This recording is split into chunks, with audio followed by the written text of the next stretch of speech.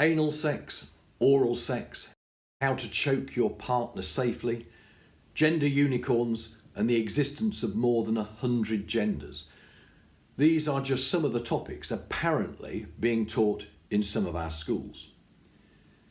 The issue was given prominence earlier this week following the request for a review of RSHE by Miriam Coates, the Conservative MP for Penistone and Stocksbridge and a former science teacher, and Miriam has been supported by some 50 other MPs. The unions immediately replied that it is only a very small percentage of schools that are guilty of such outrageous practices and have accused MPs of using this issue as a political football. So what are schools required to teach? Well, since 2020, all schools have been required to teach relationships education. Secondary schools have been required to teach relationships and sex education. Sex education remains optional for primary schools.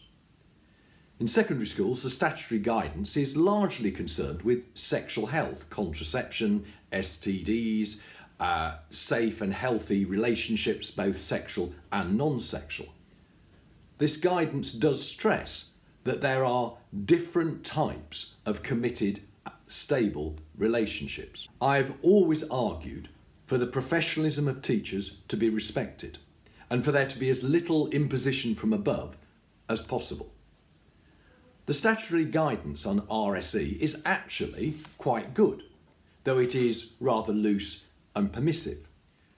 One would hope that the requirement for age would be enough. As Stephen James, chairman of the Conservative Friends of Education, has said, the primary curriculum should be about multiplication tables and not masturbation. If, however, more prescriptive guidance is needed, then so be it. But as with all lessons, to be really effective, the teacher must have the freedom to adapt the lesson, both the content and the approach, to best suit each and every individual in each and every lesson. One size cannot fit all. Secondly, the role of Ofsted. According to the Daily Mail, Amanda Spielman, the head of Ofsted, has said that the inspectorate is powerless to intervene in this issue. Now, if that is true, and she did actually say that, it is utter nonsense. Ofsted inspectors are required to inspect the personal development of pupils. It's one of the 4 main areas that Ofsted inspects, and personal development includes RSE. This whole area was given a special focus and emphasis following the publication of Ofsted's report on sexual harassment in schools in 2021. What's more, underpinning every inspection is the evaluation of a school's safeguarding procedures. Now, if a primary school really is teaching about masturbation, surely that is a safeguarding and well-being issue. So the mechanics, the mechanisms for dealing with something like this already exist. But if Ofsted is genuinely more interested in curriculum maps and lesson sequences than the safety and welfare of children, then we do really have to question the purpose and future of Ofsted. Lastly, we come to what I think is the much more difficult issue.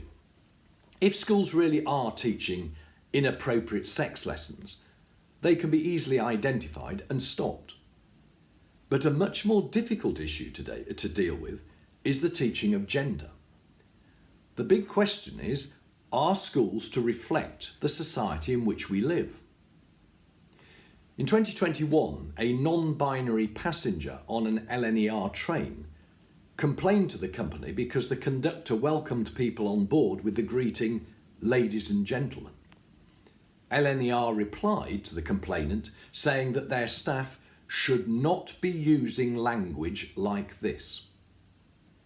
TfL staff were told to drop "ladies and gentlemen" in favour of "good morning everyone" as early as 2017.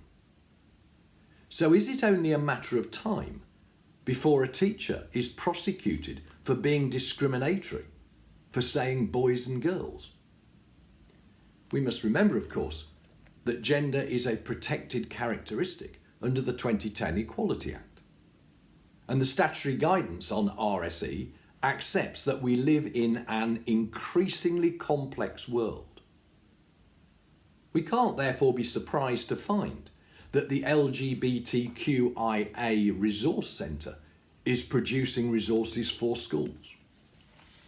How different from when I was at infant school in the early 1970s and we read books about Dick and Dora and their mum and dad, a white heterosexual middle-class family where Dick played with a football, Dora or Jane played with a doll, mum did the cooking and dad went to work and of course always drove the car. Today, schools would be utterly slated if they were still using such books. So where do schools stand? Are they expected to prepare students for life in 21st century Britain as demanded by the Ofsted framework? And if so, is the society of 21st century Britain a gender neutral society? This is not a decision to be made by individual schools. It's a decision for our elected representatives and indeed for society as a whole. But this decision, however, needs to be made urgently. Schools are still awaiting guidance on how to cater for trans pupils, guidance that was promised last year when Nadeem Zahawi was Secretary of State for Education. Schools that get this topic wrong must be called out. But equally, schools must be absolutely secure in knowing what is expected of them.